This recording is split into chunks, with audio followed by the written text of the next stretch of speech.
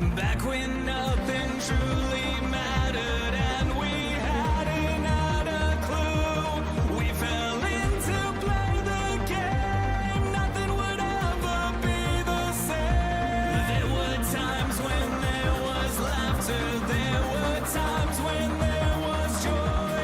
But they took it all away for the pleasure in our pain. Welcome to a whole new world. Shine a light on everything. Please don't be scared for what we made. Welcome to a whole new world.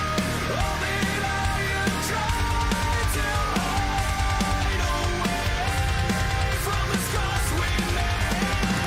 This is your chance to understand we did not design this plan that was built for you. There's nothing you can do. This is my warning, this is your sign that you can't go running high. We will fight for you. You know it to be true.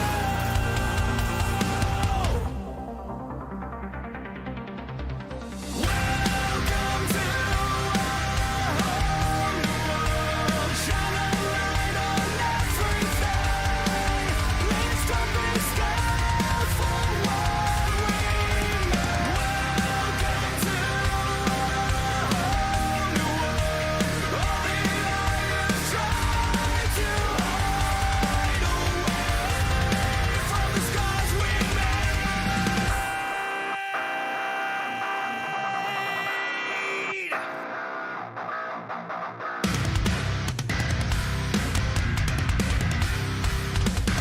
From the scars we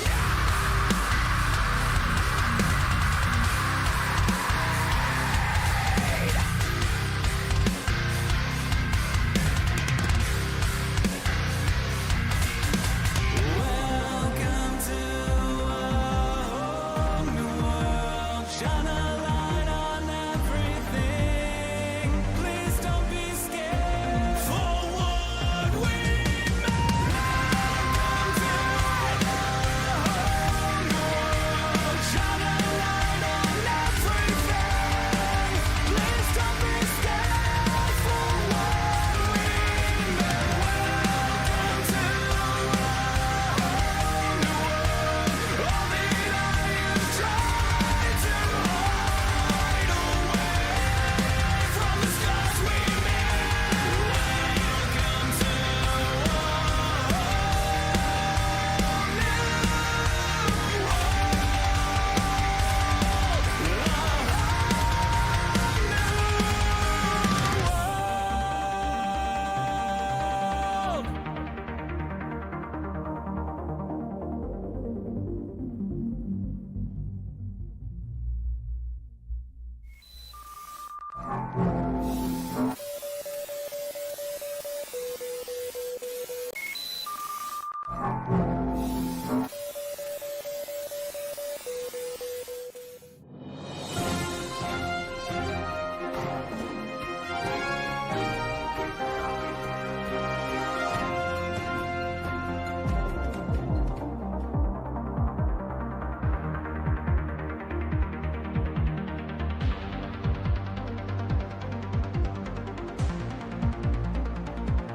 Back when nothing truly mattered and we hadn't had a clue. We fell in to play the game. Nothing would ever be the same. There were times when there was laughter. There were times when there was joy. But they took it all away for the pleasure in our pain. Welcome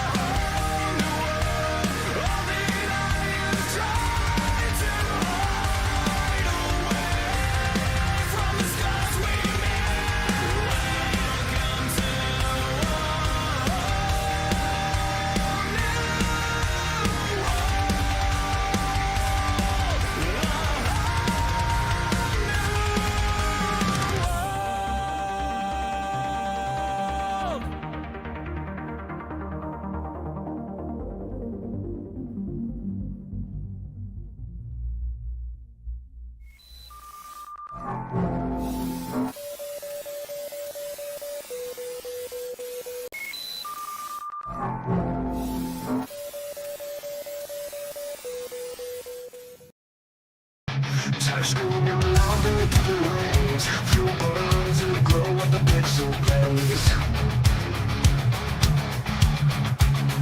The road is rolling with a fist clenched tight. Your TV lights up the endless night. Fight to fight, we live for speed. No TV feeds our endless need. Heartbeats pounding, engines climb. Best broadcast under the virtual sky. Turn the wheel, feel the breakneck roll. Sim racers tearing through the thunder soul. Gear shifts crack like a lightning storm. Digital warriors breaking the norm. Turn the wheel through the breakneck roll. Sim racers tearing through the thunder soul.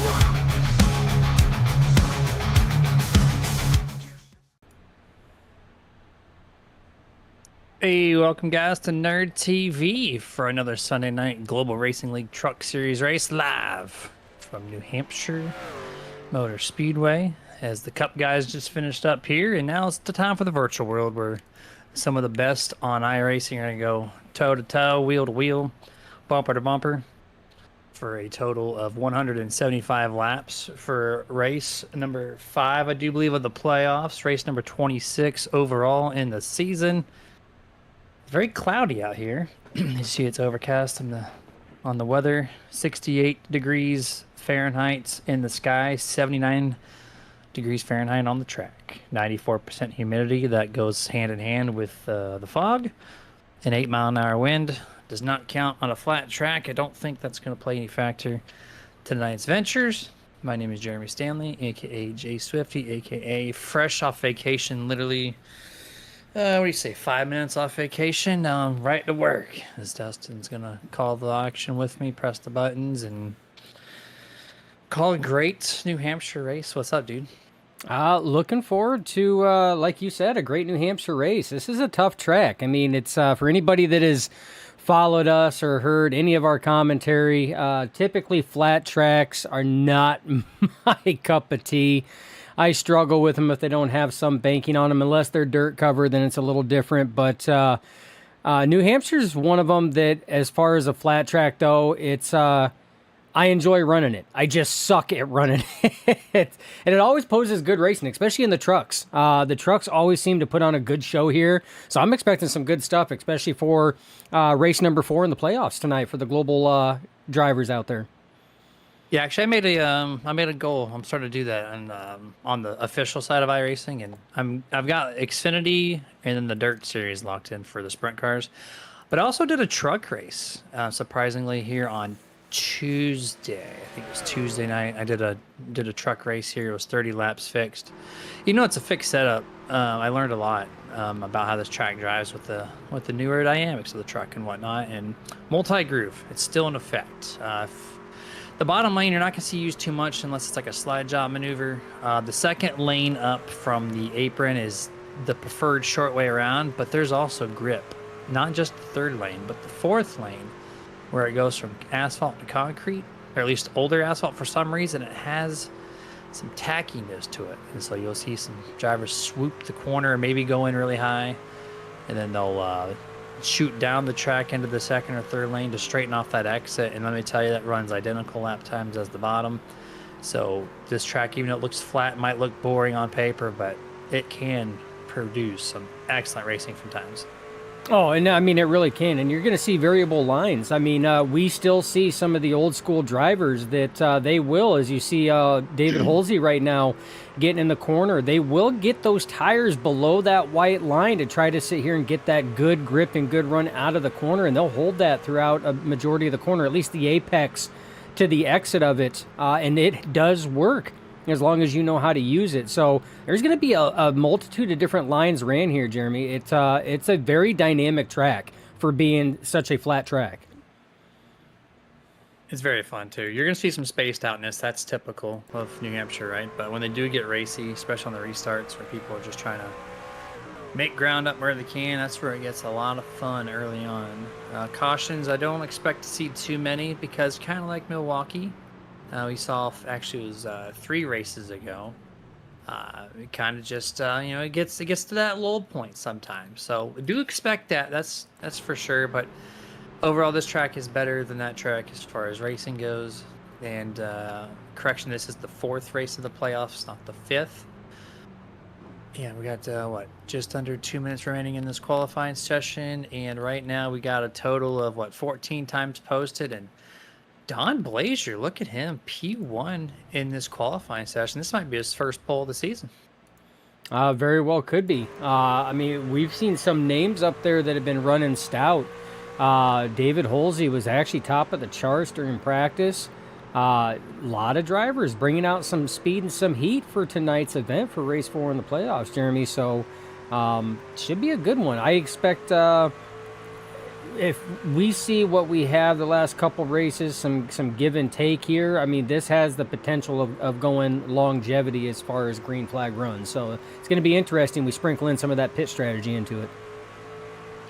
Yep, you will see some of that. You kind of have to on the flat tracks when you get things spaced out. Drivers are like 5th, 6th, 7th. Maybe they're like, you know what, I can do better. And then so they'll short pit. They'll try to get that ground. Hopefully they get a caution break that goes toward them. And it makes it kind of interesting here as we're into less than 1 minute. All but one driver have taken time. And Chuck Cobb is not going to be driving around this track. So Don Blazier going to get his first pole of the 2025 season. Race number 4 of the playoffs, and he's a playoff driver, so he's going to set himself up for an excellent start. So that'd be kind of cool to see him and Mr. 13 Stephen Hayes going to take the front row here tonight. So you got 24 seconds left. Just going to let this thing wind down, Dustin.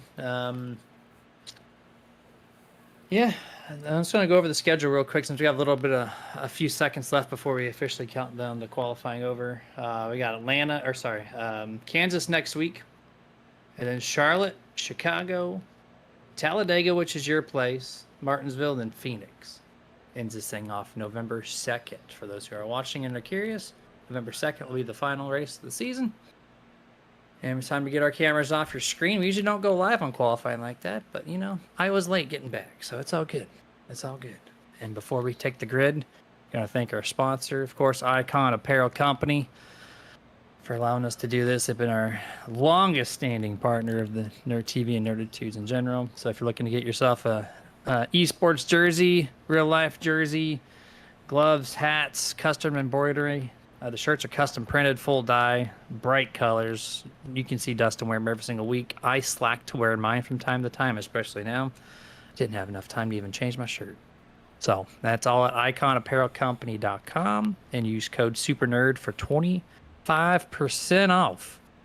Here we go. Starting lineup for 16 trucks. A little bit low entry count, but that's okay. We're still going to call a great race. Don Blazier and Stephen Hayes are going to take row 1. Row 2, Austin McGill and Michael Hayes. Row 3, Michael Thorpe Jr. and Mr. 64, Danny White. Row 4 is going to be Tyler Honeycutt and Bobby Mantle. Row 5, Jonathan Gaston and Bradley Miner. Row 6 will be EJ Luna and David Holsey. Row 7 will be Dustin Franklin and Matthew Escalera. In row 8, final row tonight, Mr. Jeffrey Weimer and Chuck Cobb. Yeah, should be a good one tonight, Jeremy. Points, championship points are, they're close. Right now you've got Michael Thorpe Jr. He has got a 5-point lead. That is it going into this race. A 5-point lead over Tyler Honeycutt. Bobby Mantle sits P3 right now, 11 out of the lead. Dustin Franklin is P4, 20 out of the lead. And then Bradley Miner is P5, 20 out of the lead. So you got a tie for 4th right now between Dustin Franklin and Bradley Miner. So that is just your top 5, Jeremy. You're talking a close battle right now for points. Valter Nation says, let's go Luna. That's a new name, but still a very familiar person to chant on. EJ Luna, he has a crowd that joins in his chats. Even if we got low counts or high counts in the viewership, EJ Luna's got a fan base out there. EJ's got some work to do. He's 3/10 off the pole, P11 to start this thing off. We've seen him, Dustin, from time to time just go from mid to backfield all the way to the front. and he does it kind of in a quick hurry. So let's hope that's just a qualifying fluke and nothing that's going to resemble himself during the race. So we'd love to see EJ get back up there and show off his fan base what he's got for him here this evening. Pace car should be dipping down this time. We're going to go 175 laps. There it is. 3, 2, 1. Green flag. Race number 4 of the playoffs officially underway. Yeah, race 4, clean start so far by your front row. The 11 of Don Blazer and the 13 of Stephen Hayes right now doing fantastic. Austin McGill a little loose there on the midsection there, the apex of that corner and corner exit, but saves it. Still a drag race down that front stretch. Low entry there for the 11 of Don Blazer. And Stephen Hayes still showing what those upper lanes can do, Jeremy.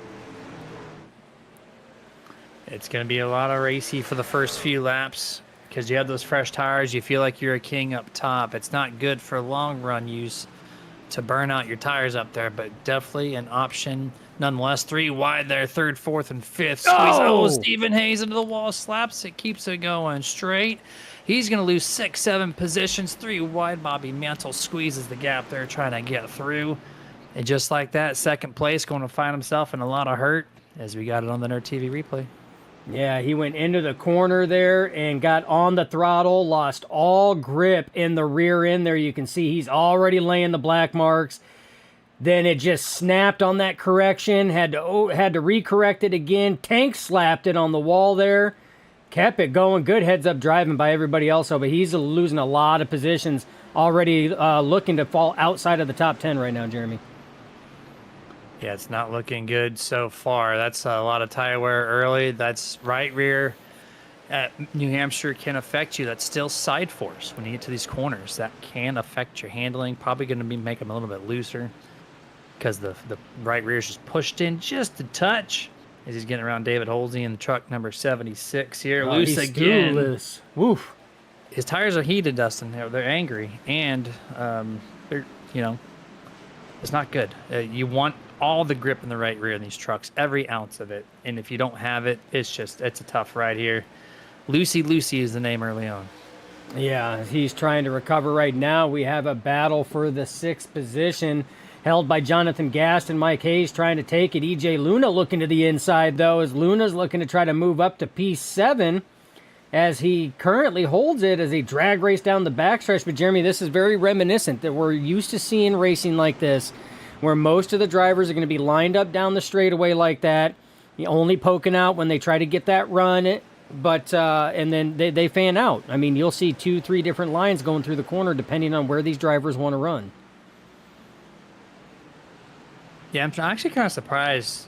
You see right there the 72 Gaston. He's running just right rear, just above the darker asphalt section. There should be more drivers, I would imagine, venturing out there. I know in my 30-lap fixed race, even then you were seeing that 3rd lane and sometimes even the 4th lane being utilized. I used it myself. It's a great tool. I find it a little bit more useful off the exit of 3 and 4 than I do 1 and 2, but all in all, the corners are very identical. Maybe it's just a me thing. The visuals are a lot different between each corner set, so it kind of plays into the psyche a little bit at this track because each corner does look entirely different, even though they're the same thing. Yeah, and as we're sitting here taking a look right now, Don Blazer is still in command of this race. We've been covering some of the action further back, but Don Blazer right now, he's gapped himself a little bit away from P2, the 99 of Austin McGill, and the 34 of not Tyler. Wow, I can't even talk today, Jeremy. Michael Thorpe Jr. And these front 3 have really gapped themselves away from 4th place Tyler Honeycutt in 4th, Bobby Mantle in 5th, and this is where the hornet's nest is at, Jeremy. You see a lot of drivers back here all trying to bid for position. 10 laps in the back half, still stacking each other up here. Good to see for the broadcast perspective, but I know if these guys are battling for 10th place, they're like, man, we just need some clean track. Let me go. But it's almost 3 wide as Bradley Miner in the 46 just kind of hanging tight there in front of Michael Hayes, and David Holsey leaves a little bit of a gap between the 46 and the 72 as Gaston now going to the 4th groove. You see it right there. Let's see what kind of launch speed he gets off this corner X. It has to choke up a little bit. Actually went too fast in turn 4. But all in all, still keeping a decent pace into turn 1 this time. There he is back to the top. Let's see how he controls this lane. Like he's going to get to the door directly side by side with the 24. It just has some grip up there like no other. You just got to not overdrive it, because this track, long run, if you screw up those tires early, you're basically toasting. Yeah, and this track it's not an easy track to pass at, Jeremy. This is one of those tracks that's very difficult to pass. You will see drivers working on another driver to get by him for laps on end. This is one of them. We've seen EJ Luna had been working on Jonathan Gaston for about the last 3 laps, finally got by. It's tough because of that multi-groove facet that this track does offer. So that second lane, third lane, depending on how the driver is utilizing and taking those lanes, can be just as fast as the inside lane, which makes it super tough to race and pass. Yep, and then as the tires wear off more and more, it gets even more difficult unless someone makes a mistake, and you're just kind of riding in line here. Lane number 2 seems to be the driver preference, which I kind of expected. You see the 11 going up to that third a little bit. That's fine. There's a little bit of extra grip up there. Can help you rotate. Need a little assistance. We're completing, what's this, lap number 12 now. We're getting underway, and we're still seeing the number 11, Mr. Don Blazier. Half a second lead. Check out this guy. Austin McGill's putting on some pressure now in P2, but what do you think so far of Don Blazier's performance here? I love to see it. I absolutely love to see it. We've seen Don Blazier throughout the season. He's had some consistent good finishes, and he's also had some finishes that he was in the right place at the wrong time type deal. And that's exactly what it is, but it's good to see that number 11 up front right now, kind of leading laps. We see a battle for P2 right now amongst teammates. Full Throttle Motorsports duking it out for the deuce. That's Thorpe Jr. on the inside, McGill on the outside. Thorpe Jr. had to check up his exit there not to drift up, and that's going to lose all momentum there. It's going to relinquish that spot right back to McGill.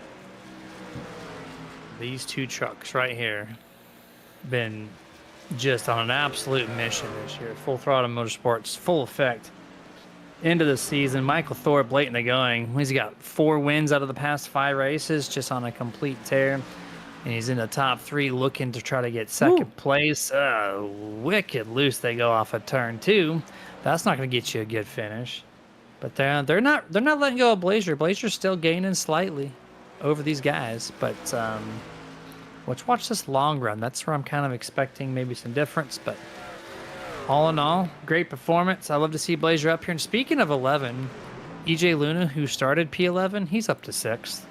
I said it wouldn't take him long to get up there almost in the top 5, and here he is battling for it with the 89 of Bobby Mantle. Yeah, and I mean, he's been battling with Bobby Mantle for some time now, and we talked about the passing was super tough, and this right here just goes to show we've seen the 24 on the inside of the 89 a number of laps, Jeremy. At least the last 6 laps this battle's been going on still, cannot complete that pass side by side. You see the backfire out of the 24. He had to back out of that not to drift up, and that's going to sit here and just gridlock him. 89 drifts way high in that corner, overdrives it, but gets an excellent run on the exit. Good stuff right here. Still, we're a decent amount of way into this first green flag stint, and we're still seeing some excellent racing here. Scattering all over the track. Look at the 76. If you can go to him, Mr. Holsey has got a very unorthodox line so far at this track, and it's not doing like the best for him per se, but he's not losing ground on anybody for that matter. But he is going below the well, he missed the corner that time. I thought he was going to clip the 13 of Stephen Hayes. He's continuing to run the inside, very bottom lane. That in itself is weird, but in 3 and 4, he's been running below into the apron. Let's see if he does it again. It's just very weird to watch. Doesn't do it this time, but again, he's hugging that flatter part. It's like a degree or 2 flatter on that section of the track. Shorter way around. Yeah. Oh, loose 13 tags the wall. 76 has to check up. Danny White, great heads up. He's going to drop to the bottom. 3 wide into 1. Yeah, 3 wide into 1, and that's that line I was talking about, Jeremy. That's not uncommon for certain drivers, depending on the setup, depending on driving style, to utilize that apron down there. I've seen many drivers in our history with all the connections that we have. I can tell you what, right now, Peyton Howell is one of the drivers that will utilize that line. I don't know how drivers do it. I don't, but I know if utilized correctly, it can be a very powerful lane to run, especially in longer races. I have a hunch on how they do that. I'm assuming it deals with brake bias. You want to stab the brake or apply a brake and gas at the same time while having a very rear heavy brake bias. Because when you have rear brake bias, you touch the brakes, it kicks the truck sideways. So it helps with rotation. But then you just have to be super easy on the throttle. And look at this first lead change on lap 21. It's going to go to the 99 Austin. Miguel, here it is on the NRTV replay. The change for the race lead. Yeah, they chased down the 11 there, got the run on the inside, and the rest, as they say, is history right now. But that battle's still heating up. Blazer fell from first to third. Full Throttle Motorsports now controls your top two positions. Austin McGill in the 99, who Jeremy has found some success throughout this season. Not very many races caught, but he himself has got 4 dubs on the season. He absolutely does here. And looking for more. These two just been, especially the back half of the season, Dustin. Not so much. They're pretty competitive in the front half. We can all agree to that. But this back half has just been nothing but dominance. It's been owned by the blue spoilers of these two, and they're trying to spoil it up again for this race, as they're going to try to leave Blazer in the dust for P3, which Don Blazer has a 2.5-second lead over 4th place, so no pressure behind him. But these two teammates right here, they're not going to let each other just have at it nice and easy. Now they're gonna do battle here for quite some time until they come down pit road, which I don't know that fuel strategy yet. I don't know if it's going to be around that 40, 45, 50. It all depends on, I think, the tire more so than the fuel, but we'll find out. Yeah, and these two drivers here, I mean, Matthew Escalera is also on Full Throttle Motorsports, but these two drivers in particular, Jeremy, they remind me of an early to mid-2000s Jeff Gordon, Jimmy Johnson. Both drivers ran for the same team, but when they come across each other on the track, they raced each other as if they, were not on a team. They would race each other just as hard as they would any other driver. And Jeff Gordon actually stated that we may be on a team, but we're competitors on the track. It's that competitive nature. They race each other on the track and everything else, just as they do. I mean, they do just as much battling as every other car or truck rather out there within Global, and I love seeing that. I absolutely seeing that. It's one thing I struggle with is team sandbagging to help out other team members. At the end of the day, you're all competitors. I get there's teams. There's certain times where that helps, but seeing teammates actually duke it out as if it was just any other driver, awesome thing to see. Yeah, that's one of my few gripes that I have with F1 is team orders to not pass, team orders to let someone by. Oh, there's a wreck on the back stretch, the 76. David Holsey gets hooked by the 74, Dustin Franklin, through a passing exchange off corner exit turn 2 as you hit the Nerd TV reverse VHS style. Here we go. Do battle in here with these three guys. Oh, the 74 just gets loose. Right rears the 76 hard into the outside wall. 76 remains on track, but how much toe damage does he have? Yeah, that right front got pinged in pretty good right now. Only time's going to tell, Jeremy. That's probably going to affect the line that he typically had been running. Something he's going to have to look out for. But excellent save. I mean, it pinged off the wall. He got damaged, but nobody else collected, able to keep it going straight. We stay green flag, Jeremy. 27 laps into this event, still green flag. Had a couple close calls, but excellent driving ability and skill by these drivers to keep those things going forward. We're going to do this fun thing called Turn Up the Tunes. Turn down our volumes, turn up the sounds of the trucks here at New Hampshire. We'll be back here in just a few laps.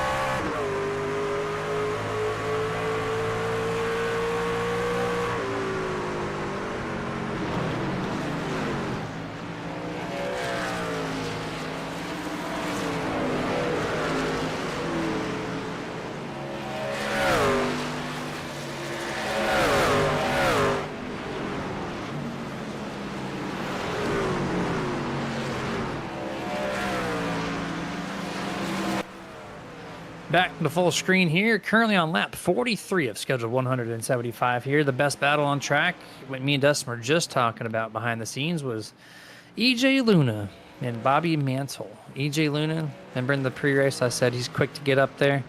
And then I brought him on about, what, lap 15, 16, and he was in P6. Now he's in 4th.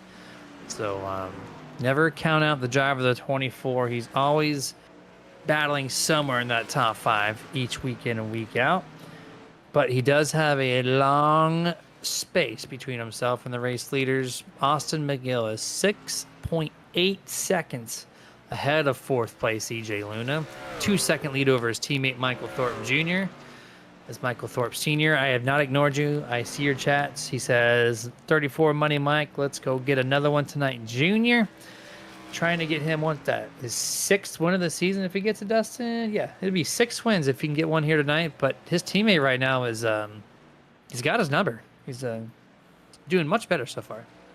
Yeah, it's Austin McGill. And this is one thing that McGill has been working on throughout the season. Earlier in the season, when he was interviewed in the Nerd TV podium, he talked about his long run was not his strong suit, but it was something that he was conscious and aware of and working on. And clearly, Jeremy, over a number of the races over the last month or more, we have seen the long run really come in for this 99. That's where he's actually, that was his Achilles heel before, and now he's on par with some of the best long run drivers here at Global Racing League Truck Series, and it's going to show right now. I mean, it's 4 wins right now. That puts him second on the all-time win list for this season for most wins. Second only to this man right here, his teammate, Michael Thorpe Jr. So clearly the teamwork and the team camaraderie is working very well together.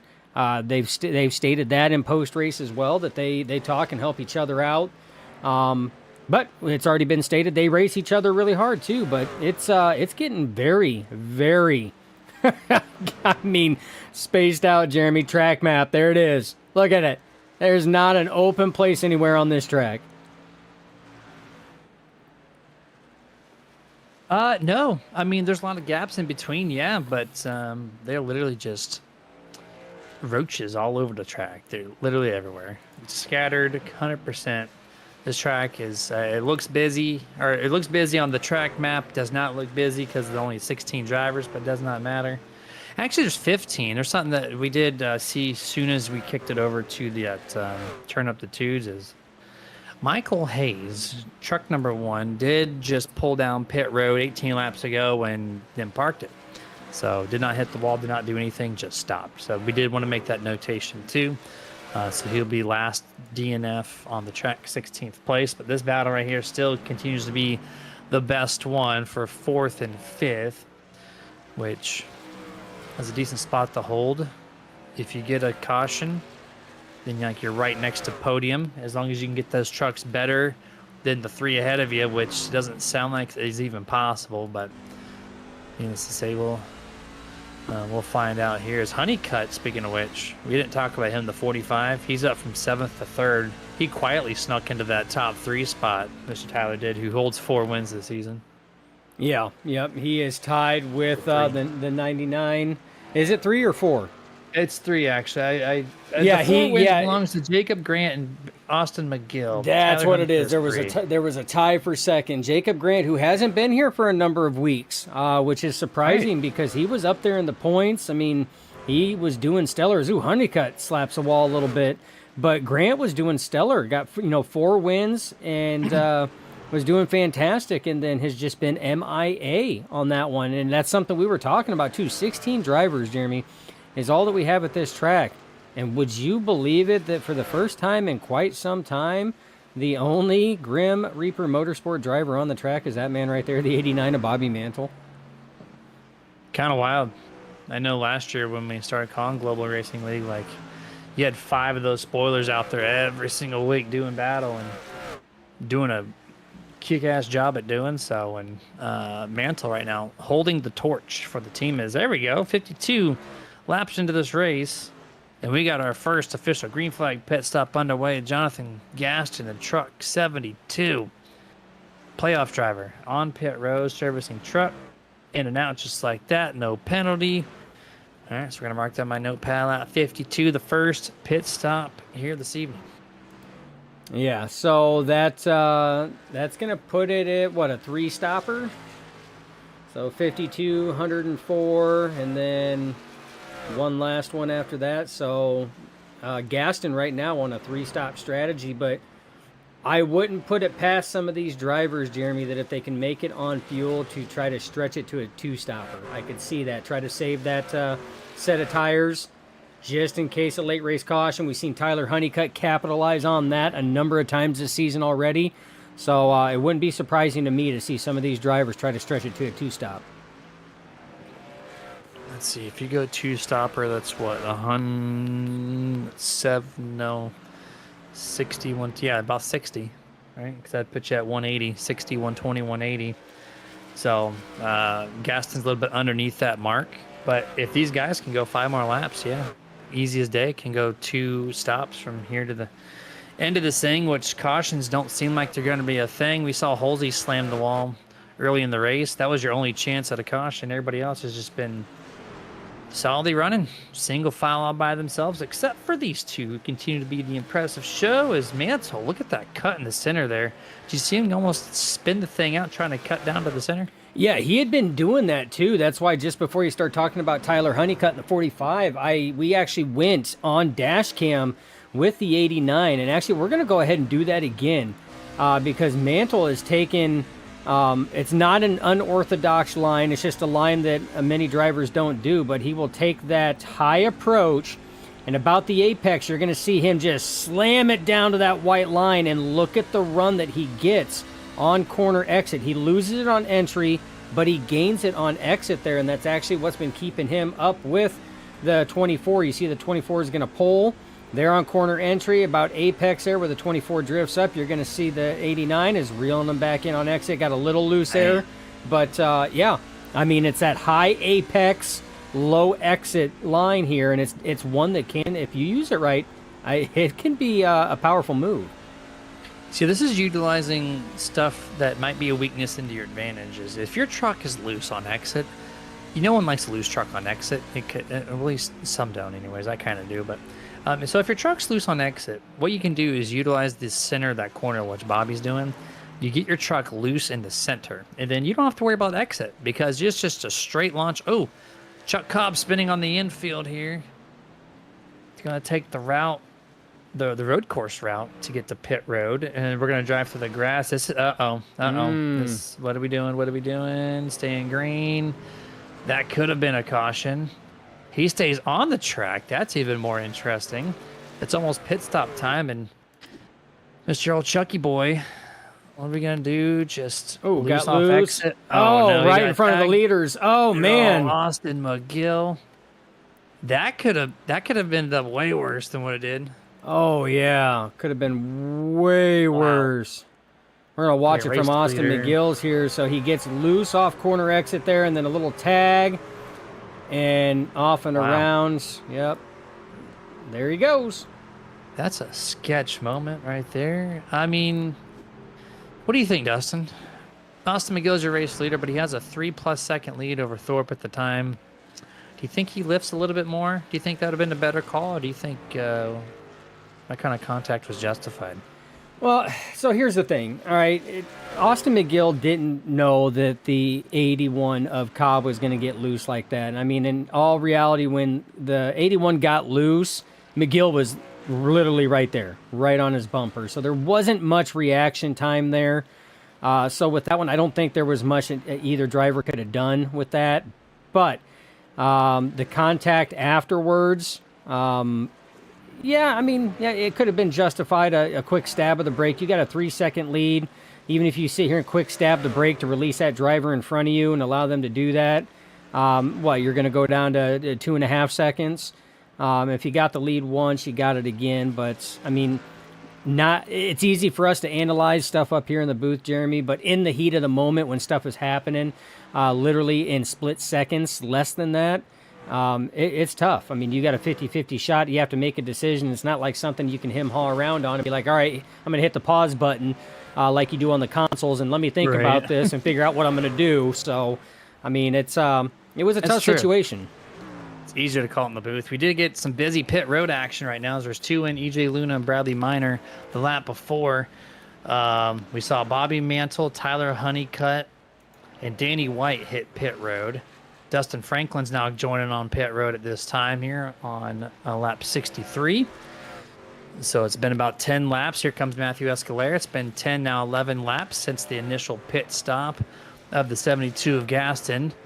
As the cycles continues here, Michael Thorpe, Austin McGill staying out. Everybody else, I think, has come in pit road. Don Blazer is 14 seconds back. Let me see if he's pitted. He just fallen off a cliff since lap 40 of this race. Going to I don't him think he on has. the SDK. I don't think he has either because of that only 14-second difference. Yeah, I don't think he has McGill, not. Thorpe Jr., Blazer, Hayes, Weimer, or Halsey. I don't think they have pitted. Halsey might have earlier to get damage repaired, but I don't believe So, so. yeah, we're down to 6. You know, we talked about splitting it into 2 pit stops. That's what you brought up, Dustin, earlier, about 10 laps ago. That'd be lap 60, then lap 120. Then you're set for the finish. We're on lap 65, closing in on lap 70. We still haven't seen the top 6 pit. What do you think the goal is here to stretch the first run? Is it to hope for a caution? Is it to just, have qualifying laps on a final stint? Do we expect maybe they can't stretch it 80-some laps to only do a one-stopper? That would be impossible, right? Or is it? It all depends on fuel. I mean, it's most of the time at some of these tracks, Jeremy, we fully know that, a lot of times you come down to pit road, it's for tires, not so much fuel. Bristol is one of those. I mean, you can run a ridiculous amount of laps on a tank of fuel, even with the fuel load being modified. Most of the time you come down for tires. That first time I ever broke out on this service, Bristol was my first ever iRacing official win, and it was on strategy like that because I stretched it out. I don't know what the fuel run is on this. I don't. If it's possible that these drivers could one stop it, they could make it to that lap 83-ish, so to speak, which Jeremy is not really out of the context. That's 15 laps away. It's possible that these drivers may try to one stop it. We'll find out. I mean, lap 68, it's a weird time if you come down right now. It would to me doesn't make sense, but I'm not the one driving, of course. So these guys, especially Full Throttle and some of the other teams, they had this conversation before the race even gets underway. So we'll see what that looks like. As the first pit stop was on 52. Technically, we're still stretching out this stint to almost 20 laps separation between the first and last stop. Your top Jeremy, 5. Oh, hey, hi, what's up? with it going the way that it is, with when pit stop started, there's only 3 drivers on the lead lap. It's your podium. That's it. McGill, Thorpe Jr., and Blazer, they are the only drivers on the lead lap, and that's what stretching out a run can do, especially if it stays green flag. Now, if cautions are peppered in there a little bit, it kind of throws stuff for a loop, but that's what it does, because a lot of these times the tire fall off will come into effect, and drivers on fresh tires are going to be faster. But when those drivers that are on a 2-stop or 3-stop strategy, when they have to sit here and come back in, these drivers don't have to, and they gain all that position back plus a crap ton more. So this is where that pit strategy comes into play. Is Don Blazer coming down pit road? Yeah, he's on pit road. 3, 2, 1. Stops right in the box. Nice stop there. Took a little bit of time to get that right jacked up, right side there, but nonetheless, he is getting those 4 virtual Goodyear tires, fresh tank of virtual Sunoco fuel, and we'll send him on his way. Pit stop on lap 70. Oh, Chuck Cobb spinning in turn 3. Caution is out. We have a caution for the first time on lap 71. And this is going to hurt Austin Everybody. McGill and Michael Thorpe. No. EJ, because they still have to pit. Everybody else is going to get the wave around, I think. And they're going to have the freshest tires. So everybody is a lap down except for those two. And this was just 81 got loose there. Kept it off the wall, though. Locked it down. Good job there by the 81 of Chuck Cobb. But everyone else is, at this point, if they want to get their lap back, they're not pitting. They are absolutely not pitting. So they gotta come to a decision, Jeremy, that, hey, do I want the fresh tires? If so, I come down, but then I'm going to be stuck a lap down. Or I stay out on the tires I have and get my lap back. But now the two fastest trucks in the race thus far, the 99 and the 34, are going to have the freshest tires out of everybody. They will, and that's the benefit of staying out late. And maybe this is why they stretched out as long as they did. I just think with Blazer, who just came down pit road underneath this caution, let's see how he cycles through. Either he's going to take the lead or he got caught a lap down. It looks like he caught a lap down. So he will have to not be the race leader, but he'll still be on the lead lap with basically the same set of tires. So that's good for at least Don. But yeah, some of these other guys who maybe have to come down a second time will have to lock themselves into one lap down and hope for a second one, as Chuck Cobb does bring out the first caution on lap 71 of this thing. Now, we're going to think... Oh, go ahead. What this is going to mess up, Jeremy, like I said, cautions peppered in there. If McGill and Thorpe Jr. were attempting to do a one-stop race, this just stopped them about 12 to 13 laps prior than when they wanted to sit here and come down. Well, about 10 laps prior than when they wanted to come down to stretch it the entire length on a one-stop. So that could play a factor later on as well. We don't know how much fuel they still had in the tank. If they actually had enough or saved enough to where they can stretch that out, that's something that we're going to have to keep our eye on. As we got, one lap to go for green flag. Pace car lights are off. Austin McGill, Michael Thorpe, Stephen Hayes back to P3 after that early slap to the right rear. Getting loose off turn 2. Was it lap 2 or 3? Something early like. Looks like he's going to resume back in that third place. They're still cycling around us. They might have to hold this flag off for one more lap. Stephen Hayes just got to the start-finish line. And the two leaders are just getting to turn 3. They have to reset this thing for one more lap. And you see, there they are, they're racing. They're trying. They've not signaled off the restart yet. This will be fun. I'm just waiting for it. There's no way. Oh, the brake checks are going to be massive. They are trying. Oh, no. Here we go. This will be fun, boys. Third and fourth. Why did they not hold off the caution? No. Well, we're going back to green flag with a very scattered field. Oh, that's so scattered. 3 wide already. This is fun here. 3 wide. And the top 3 are breaking out to a little bit of a separation between themselves and the 45. That's a head scratcher, Dustin.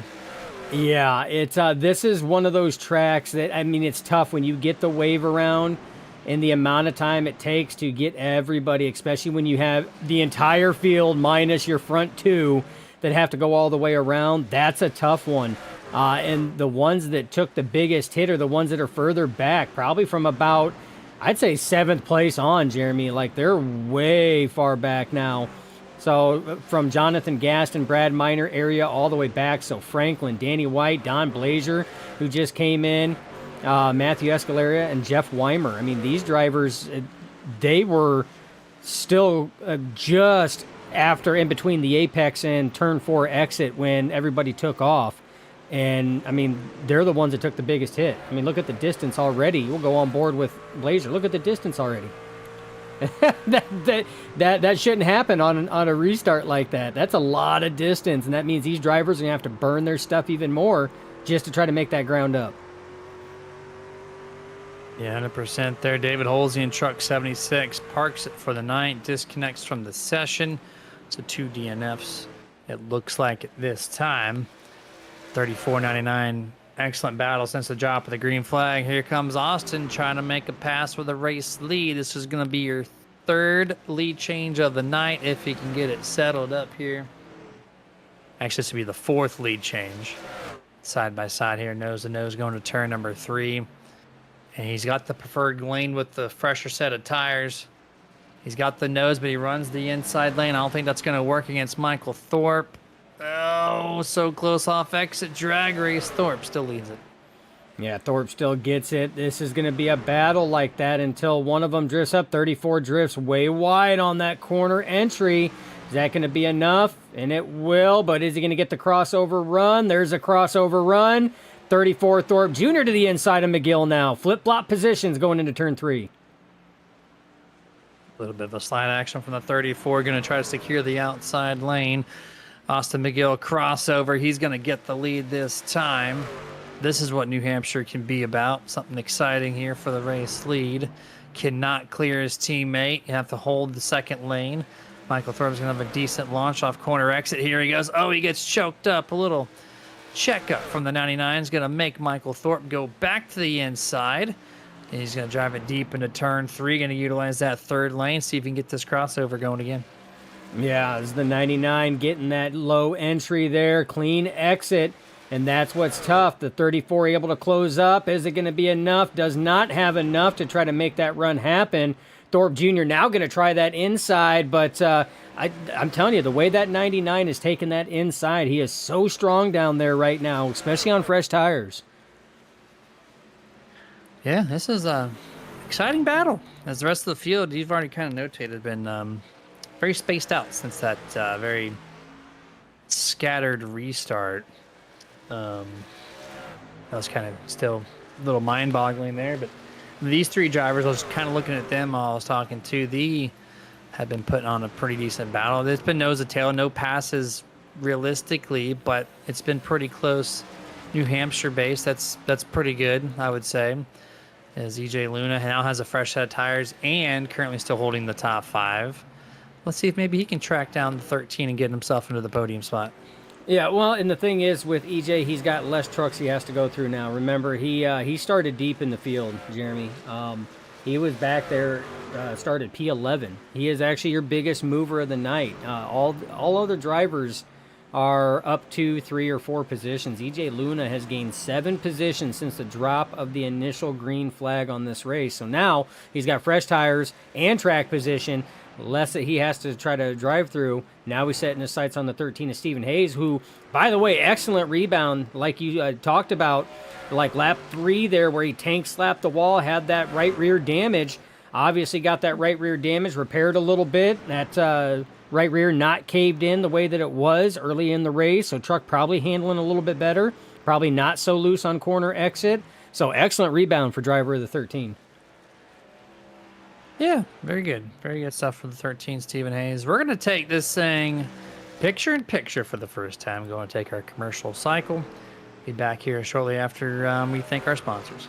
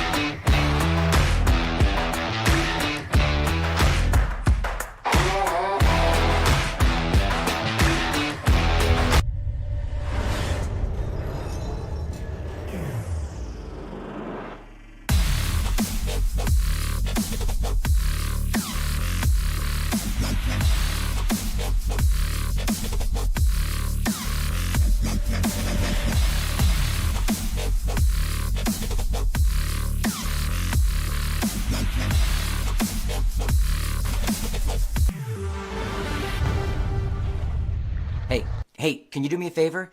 I'm really hungry, but I'm trapped in here, and I dropped my last piece of boozy jerky on the floor. I can't reach it. Would you mind grabbing me a bag of the most tender, flavorful booze-infused jerky on the planet? I promise I'll pay you back. I mean, I'd eat my piece, but I can't reach it. Oh, actually, I got it. Oh, it's so good. It's so tender, so flavorful. You should really pick yourself up a bag. But if you do, you can't eat it in here. Now, this is my spot. I own this spot. Boozy Jerky, the original booze-infused beef jerky with a pair. Now available.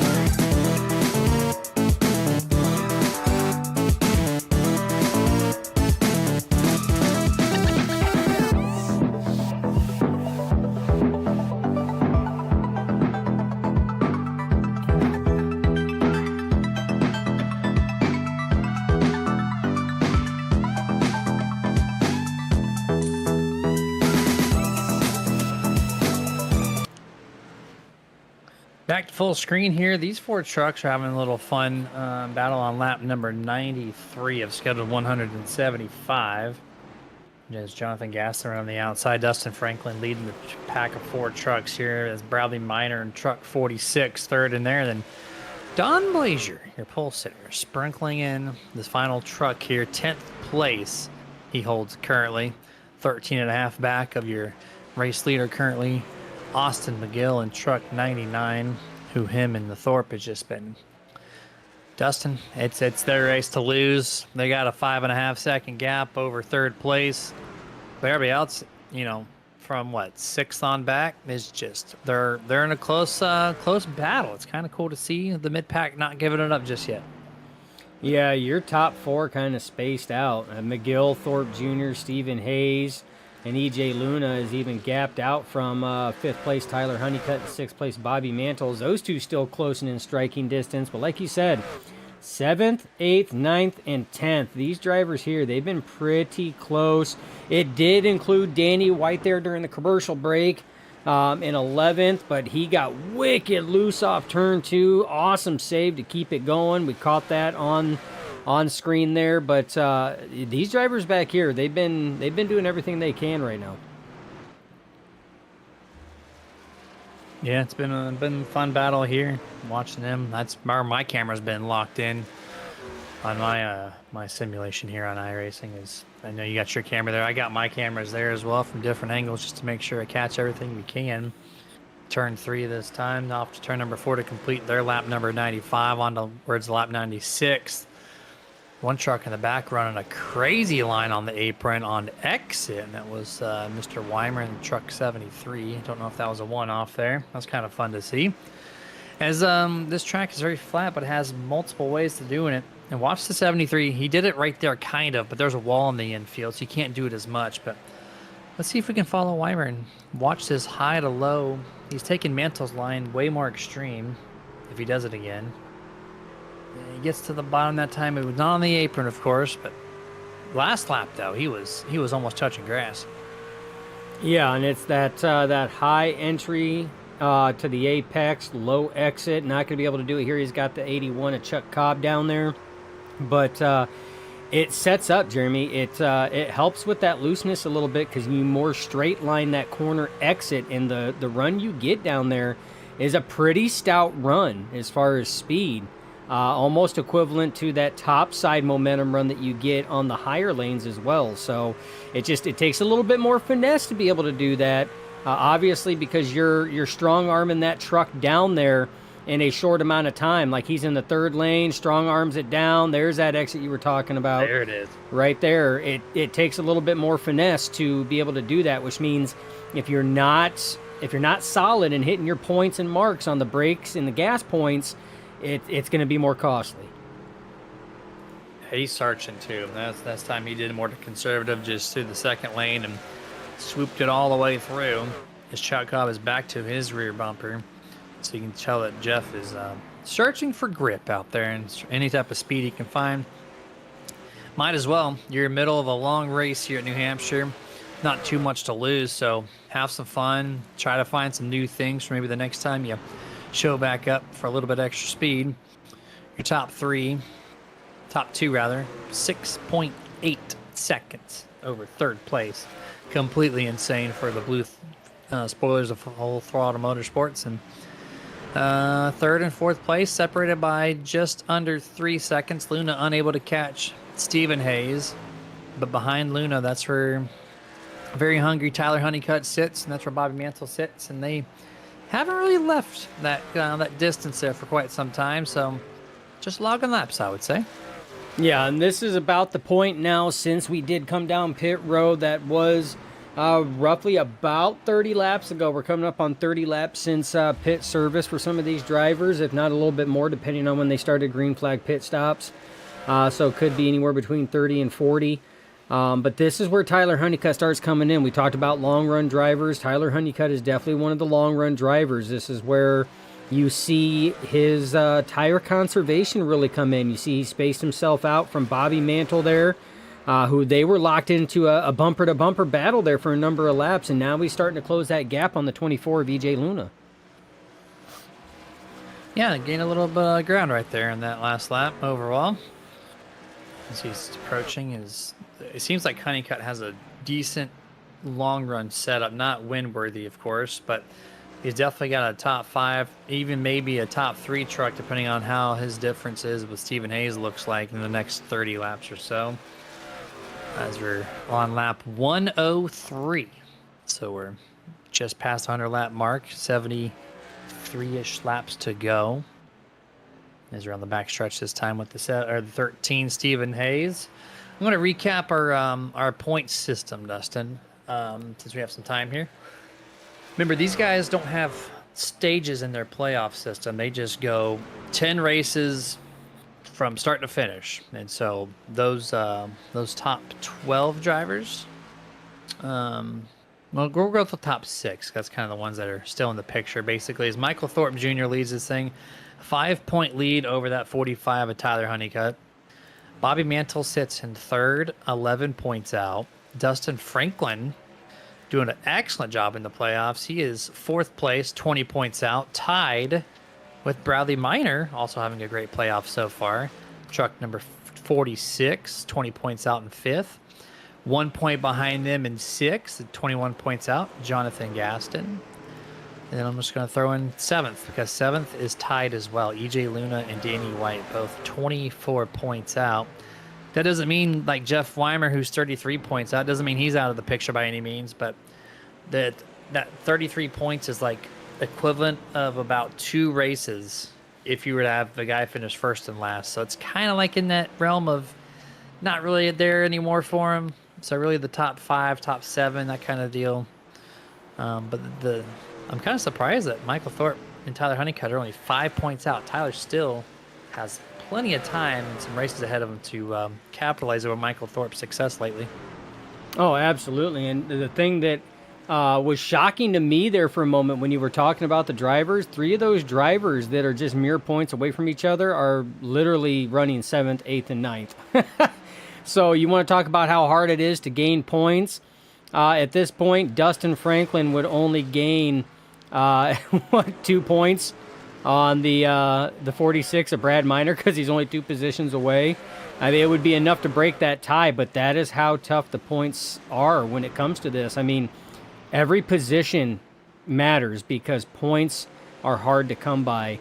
And Jeremy, we've been doing this up in the booth for a number of years now, nearly 400 productions. We have, no joke, and it's not an exaggeration, seen championships won and lost and decided by a mere point. Yeah, it was so close that we couldn't just say on camera who the points leader was in the winner. We had to literally go to the admin channel. We had to ask questions. We had to get confirmation. And then we could have our post-race interviews correctly done, because that'd be kind of shameful to interview someone wrongfully and say, hey, you won, and then they didn't. So we don't want to do that. Speaking of the drivers in the field, the 11 of the 12 contenders of this playoffs that are here are all in a row, Dustin. I don't know if you noticed. 3rd through 12th all consist of your points battling drivers. Austin McGill is the spoiler up front, P1. Everybody else behind 12th place is not in it for points. So that's kind of wild that they're all just literally stacked on one top of another. Oh, yeah. Yep. Going from Michael Thorpe Jr., here's your points leader, all the way to Jeff Weimer. So that's crazy. The only playoff driver that is not listed here, we made mention about his absence over the last few weeks, the 19 of Jacob Grant. Yep, the last driver. And he did not show up last week. He did not show up this week. His playoff hopes are done. So hopefully Jacob is doing well. Hopefully he shows up for some of the races. But for points-wise, it wouldn't be. It would just be literally for fun. Next time he shows up, maybe he'll show up next week for Kansas. Who knows? That's a grid track. That's another multi-groove facility. A lot faster speeds. Very racy place. So I'd love to see how these guys tackle next Sunday at 7 o'clock Eastern on, of course, Nerd TV. And here we go, lap 111. This is about 40 laps from the last caution. We got our first pit stops, Danny White, and there's that 73 of Jeff Weimer, first 2 trucks in. And Jonathan Gaston, first 3 trucks in. So here are your takers. Of course, Jonathan Gaston was the first driver to take green flag pit stops early on in the race. So no surprise that they are coming to service right now. But Jeremy, we had talked about there were 2 drivers that were stretching it out. Currently your race leader, Austin McGill, and second place, Michael Thorpe Jr., they were stretching it out. They had a lap on the rest of the field because everybody else had done green flag pit stops. And they were looking like they were tracking to one-stop this race. But we had that caution come in right around lap 68, 69. The question is, can they stretch it out, still one-stop it? Can they make it to the end from the pit stop that they took roughly on lap 69 to lap 70? Again, I don't know what the fuel mileage is on this, but I mean, that's still something that could possibly happen. Yeah, no, 100%. Oh, we got one more. Tyler Honeycutt cutting in early. He's going to come in on lap 113, going to try to undercut the race leaders where he can. Of course, being 12 seconds back, he's not going to get the race lead by any means, but this might give him a little bit extra points in the overall scheme of things, as he knows with Thorpe being in P2, he's got to do something. And so he's going to do it now on lap 113. When do we see Thorpe, Hayes, and all the other guys come on in now? As you got one of the first top 5ers to make their way down pit road this time. Yeah, so I mean that's the undercut. That would be, I mean, if you go based on what these drivers were running, this will be the last pit stop, at least on fuel wise. I mean, we've seen drivers that were stretching it to 60 plus laps, Jeremy, before they did their green flag pit stop. So theoretically, this will be their last green flag pit stop. So not a bad call from the driver of the 45, Tyler Honeycutt, to try to undercut it as much as possible. Yep, Mr. Good old Tyler undercut, some would say. As he takes that super undercut there as we're watching everybody else on the track. This time on pit road, nobody on pit road here on lap 115. Actually, it's lap 16. No one coming in the top 3 anyways. Really spaced out. Let's kick over the iRacing iFlag track map again. Let's take another look of how busy this place looks on a map's perspective. A little bit of a gap on the back straightaway. Quite busy in turn 3 and off of turn 2. Or actually, that's 4 and 1 on the top of the map there, right? No, it's not. There's a dot there in the center of the top of the map. I thought that was kind of weird. But that is the back stretch up on the top half. The front stretch, you see the line crossing the map. If you're curious on how that looks. But, yeah, all over the place like usual, Dustin. Yeah, and I mean, part of that is, I mean, this happened It took us, when we brought up the first track map, Jeremy, we were, 50 laps into it. This spacing got accelerated a little bit on that last restart, where literally the entire field, minus your front two runners, had to go all the way back around again. And a good portion of them were not able to catch back up with the field, so that spacing took place way earlier and way faster than what it did initially in the race. We're on lap 119 now, looking at 120, which is going to put us at 56 laps to go. Next time around for the race leader, who has a 1.5 second lead over Michael Thorpe Jr., who Michael Thorpe's been running faster times, Dustin. Catching his teammates slowly but surely. No traffic ahead of him.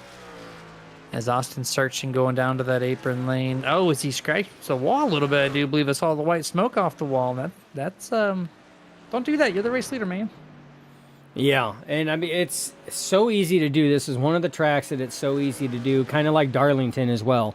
It just, you can pull faster speeds on corner exit here than what you realize, depending on how you take that corner. That multi-groove and that flat surface makes it even easier. The issue is it will pull too much for the track extensions, and the walls let you know that you took that corner a little off from what you should. You kind of pushed the extents of what you could, and that's why we've seen a number of drivers, they will ping that turn 2 and that turn 4 wall.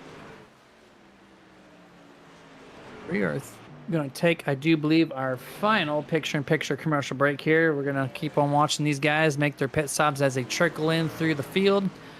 And then we'll be back to call the rest of the action. We'll be back here momentarily.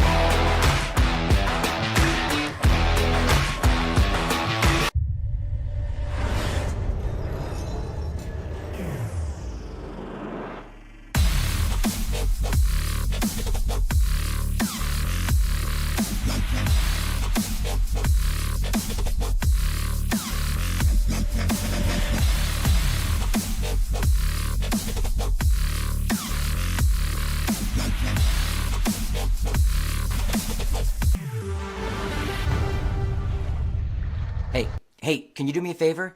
I'm really hungry, but I'm trapped in here, and I dropped my last piece of boozy jerky on the floor. I can't reach it. Would you mind grabbing me a bag of the most tender, flavorful, booze-infused jerky on the planet? I promise I'll pay you back. I mean, I'd eat my piece, but I can't reach it. Oh, actually, I got it. Oh, it's so good. It's so tender, so flavorful. You should really pick yourself up a bag. But if you do, you can't eat it in here. Now, this is my spot. I own this spot. Boozy Jerky, the original booze-infused beef jerky with a pair. Now available.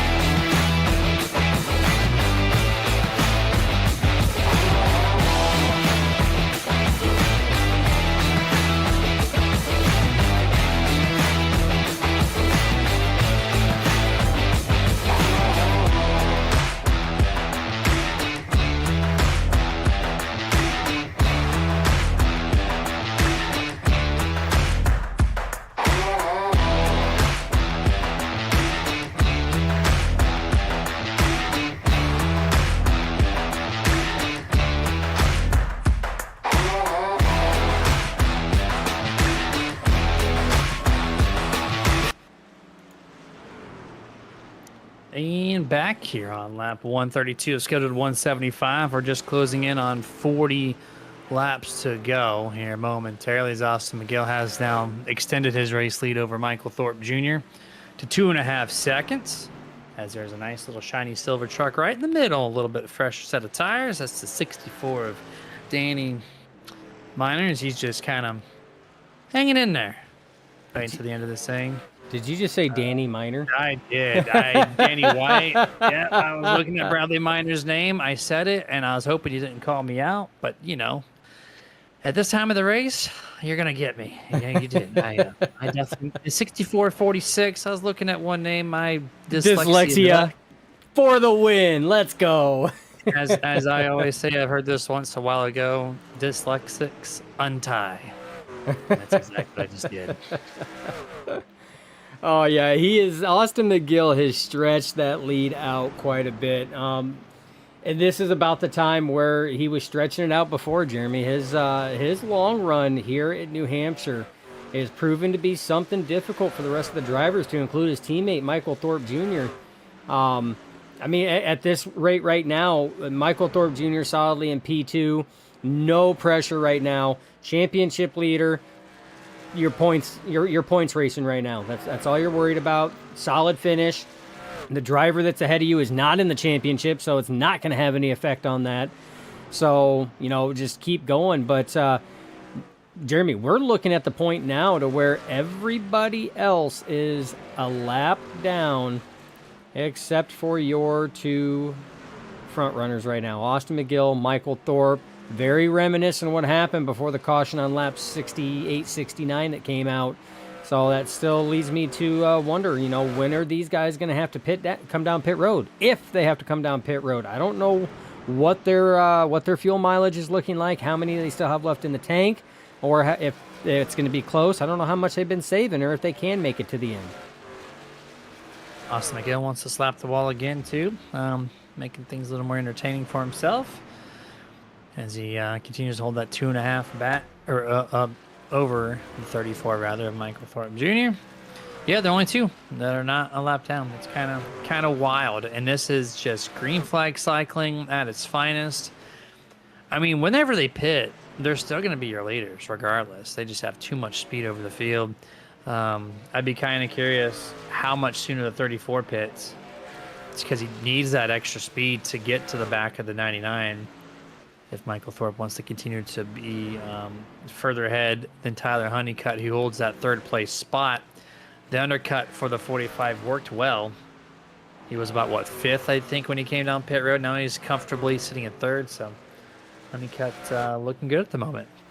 Yeah, and that's just it. I mean, if the 99 and 34 have to pit to make it to race end, the only chance that the 34 has is he has to undercut the 99 and hope that the 99 still stays out for a number of laps. Let the 34 utilize those fresh tires to try to make it up. He's got to have a solid pit entry and pit exit. That's the only way he's going to be able to do it. That's how we've seen a number of drivers. That's the only way they've been able to progress up, is by virtue of pit stops. You know, getting in and out. No mistakes, and not a conservative approach on pit entry or pit exit. I mean, pushing it to the limits. That's how they've been doing it. And I feel that with the way the 99 and McGill has been running today, he has been stout at the start of the run.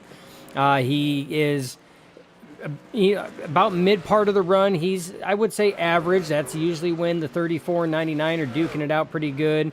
But the end of the run, he's been stout. So at both ends where you really want to be at a driver's strongest, I mean, that's McGill at the start and at the end. And here we go. Here's that. Oh, no, they're both coming in. So undercut not going to help right now.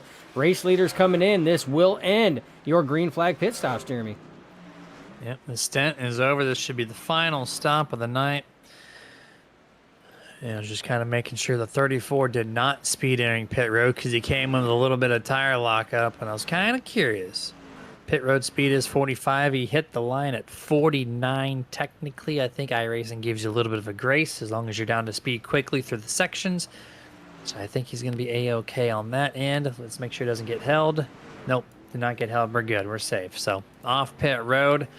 let's see what the difference looks like. 99 looks like he had a better stop overall. Gaps his teammate by almost a whole corner set exiting pits.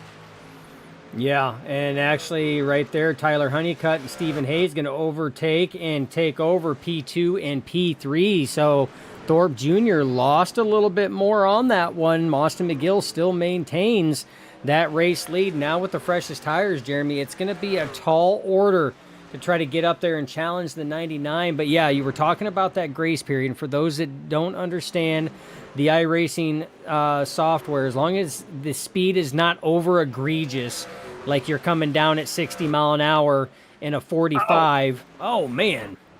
Thorpe Jr. On the back of the camera. Wow.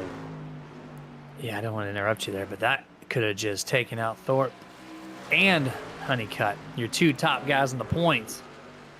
But you can continue what you were saying. Here's a Nerd TV replay. We're going to show it here live. What this almost tragic moment between these two drivers looks like. Just loose, little abrasive maneuver. There we go. That almost had door-to-door contact. And a 2-for-1 for the driver of the 34. But to go back, as long as the speed coming in is not over egregious, you can usually come in about 4 to 5 mile an hour faster at times because pit road is broken up into sectors.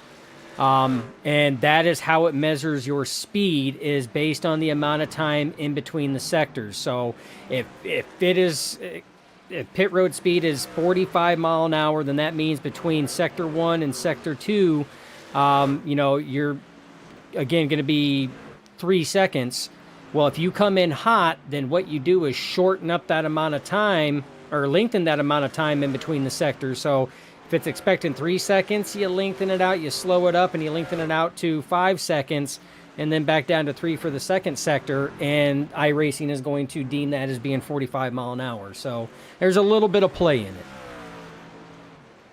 Yeah, which is kind of nice of iRacing to do that. You get that little buffer between each sector, so why not give that same buffer at the start? And, it's a 73 is wall riding 3 and 4. He's still up there. He was definitely into the wall in 3. Now he's into the wall in 4. Could not somehow leave the outside groove. Let's see if Weimer's okay in 1 and 2. He got wall glued up there. It was kind of wild, Dustin, because he wall glued in 3. He came off the wall, but then still held the super high lane and then slammed the wall for 4. Thought maybe something was broken in the truck, but looks like he's okay now. Yeah, and that's right in front of your third place driver, Stephen Hayes. EJ Luna has moved up into P4. Tyler Honeycutt, on the other hand, has fallen back after that near miss between himself and the 34. He has fallen from that third place that he was holding at the time of that near collision all the way back to P5 now. Stephen Hayes now P3 and EJ Luna P4. 147 out of 175, just under 30 laps to go in this thing as we're counting down the laps here. Been live for almost 100 minutes, so just past the hour and a half mark into this broadcast. Thank you for all tuning in. I know we had a little bit lower viewer count here at 10, but we appreciate every single one of you to pop in and take a part of the action for the late goings of the Global Racing League overall season. But I know we're actually in that midpoint of the postseason. Remember, 10 races. We're on race number 4 of scheduled 10, which ends up November 2nd at Phoenix. For the final time, Dustin, no more Phoenix. We have to go to Homestead next year. Back to where it belongs, right? I'm indifferent on that. It's You cycle it through. I mean, it cycled through, so it's Phoenix, Homestead. Neither track is really high on my excitement level, or high on my list of tracks that I enjoy running. I feel that out of all the tracks that they have, they could probably do one better. Jeremy, you know me. Especially when it comes to trucks. I've always enjoyed Las Vegas, and I thought just the sell point of it, gambling everything for a championship at Las Vegas, what better place. But I do like the concept of rotating it around, not being the same thing. I mean, we see that at the season opener. It's always going to be Daytona. That's never going to change. But that championship race, I mean, you really want to sit here and change things up. You know, they've changed the playoff schedule a number of times, and I think it's a good challenge, you know.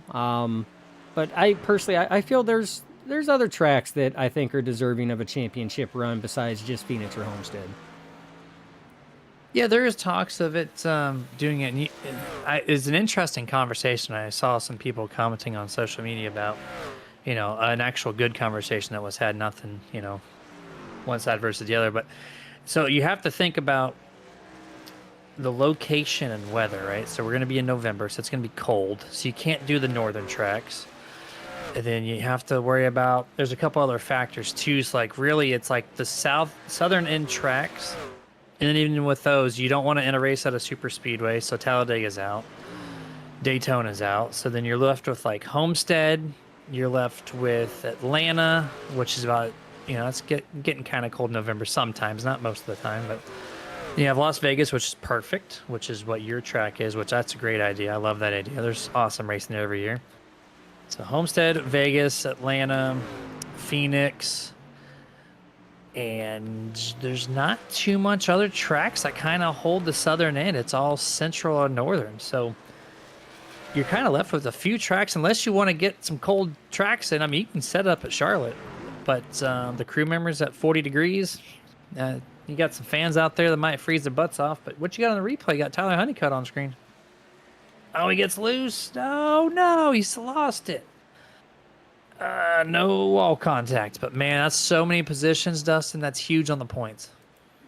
Huge on the points. Not what the driver running P2 in the points, only 5 points out of the lead, wanted to see happen.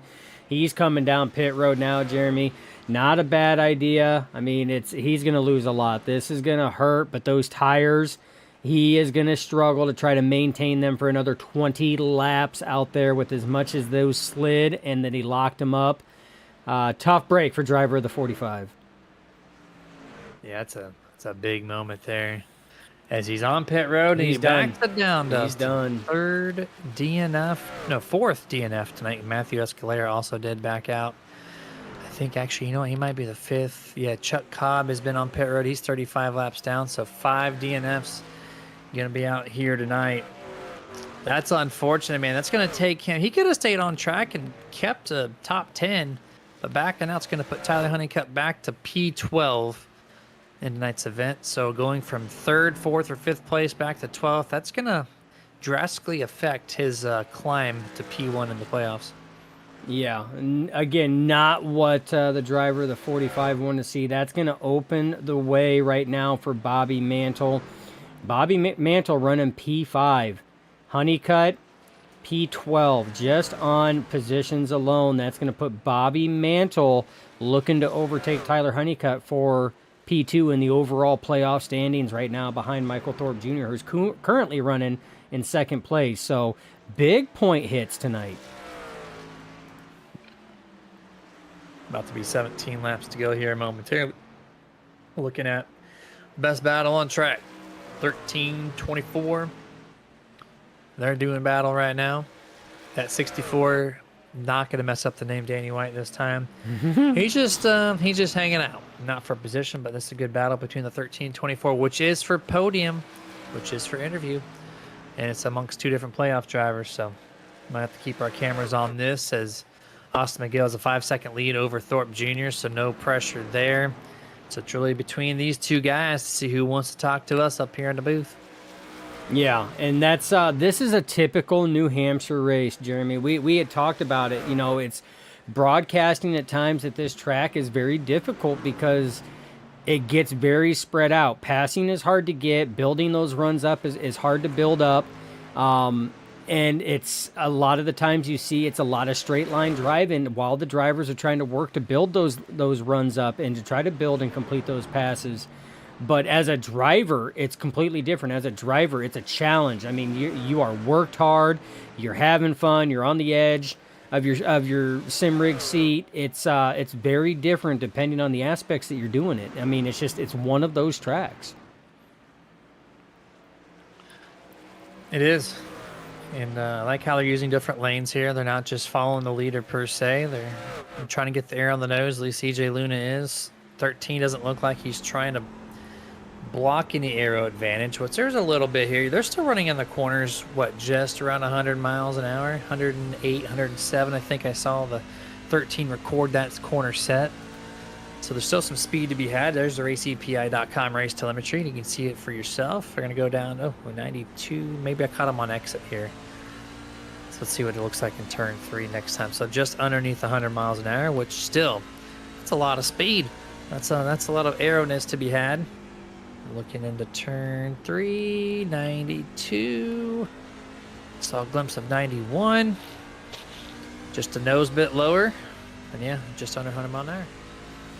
Yeah, and like you said, I mean, a lot of this depends on the lane that they're choosing. You see Luna is running a half a lane to a full lane lower now. He goes way low. It's the lowest exit we've seen Luna do in a while there. He's searching for speed right now and trying to close that gap up on the 13. Trying. He's got corner entry down. Stephen Hayes has that exit pretty much locked in. If he could just stay consistent with that exit, he's going to have EJ Luna tucked in at 4th place and with nothing to do about it. Turn 1 here, it's the same groove. I think EJ is going to have to change it up, Dustin. He's going to have to maybe go to that 3rd lane, try to lose it on entrance, but gain it all back on exit, because that's where he's losing it, and he needs to gain it. If he wants to make a pass effort into the next corner, you need to be faster than the driver in front of you on exit, not on entrance. Every single time, it has to work that way. EJ, you have to move yourself up, dude. Yeah, he has to. I mean, Stephen Hayes has got it locked in. He enters at about that 2.5 lane mark, drifts up to that 3rd lane.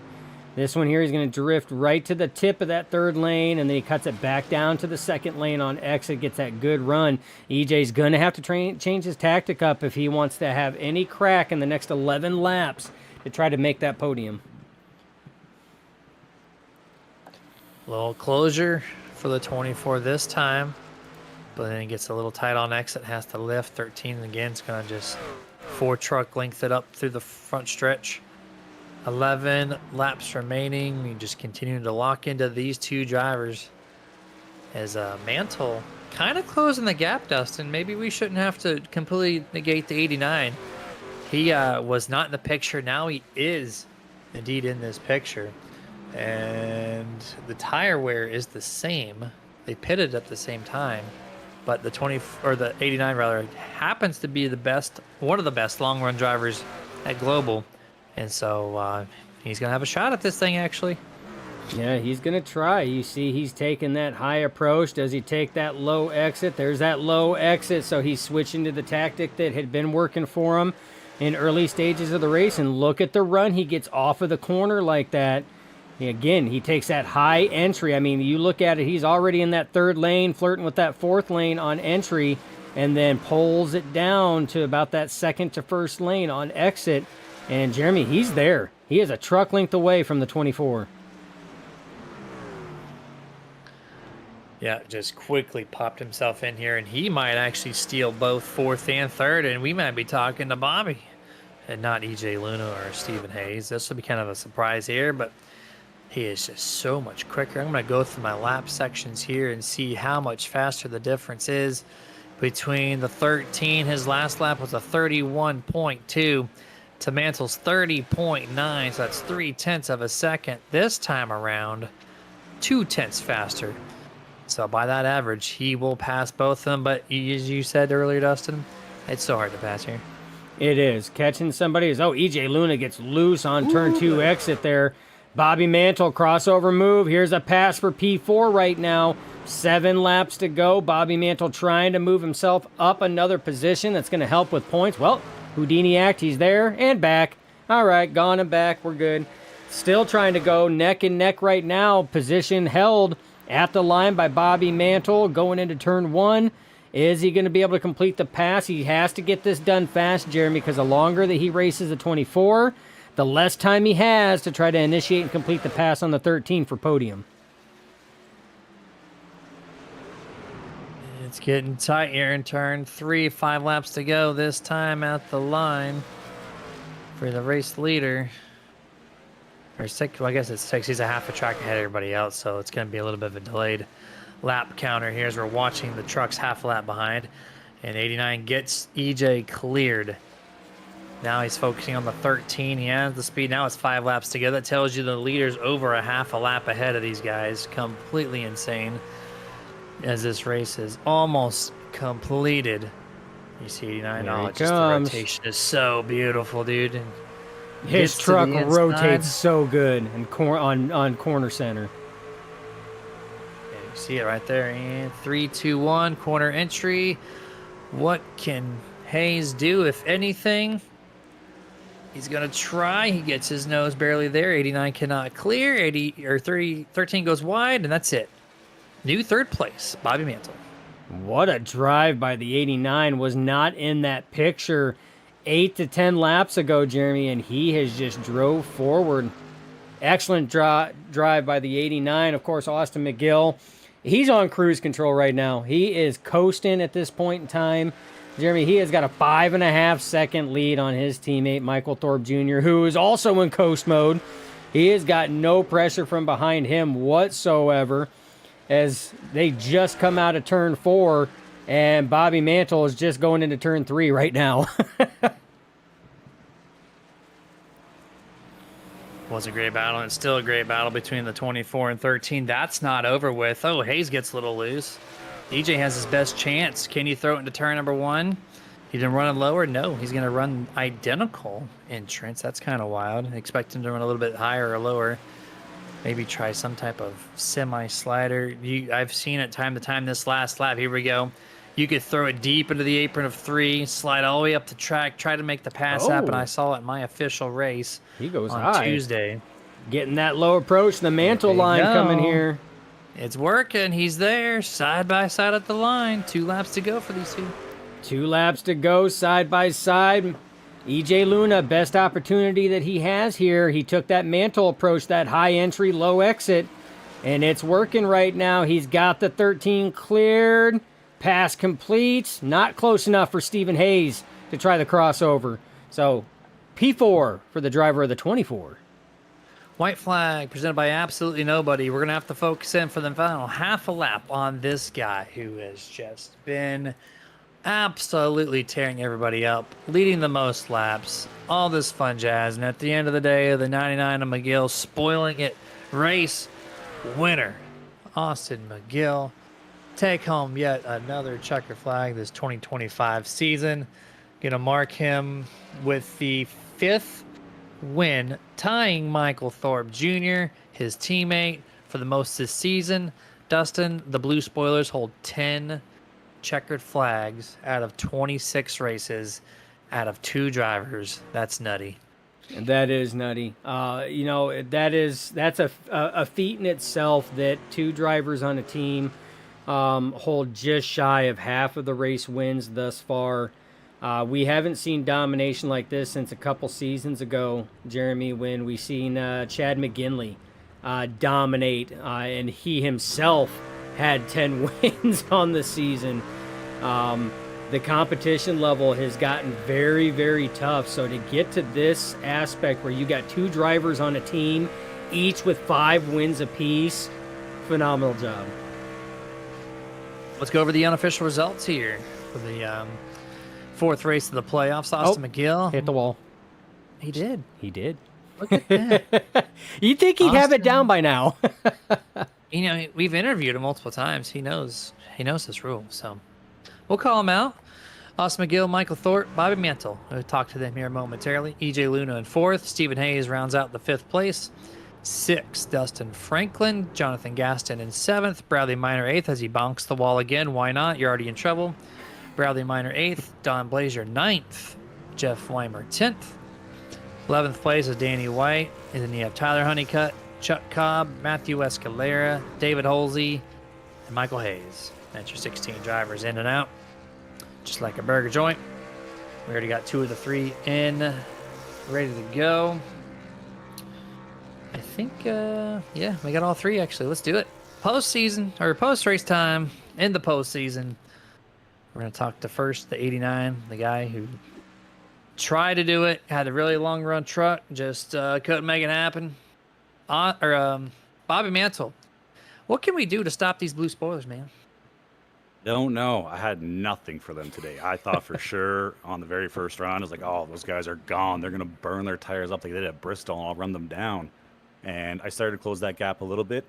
And then it's like they found more grip and they just started pulling away. So I have no idea. We'll never know how the pit strategies will have played out. Unfortunately, I got a little screwed on that one. Went in on lap 60.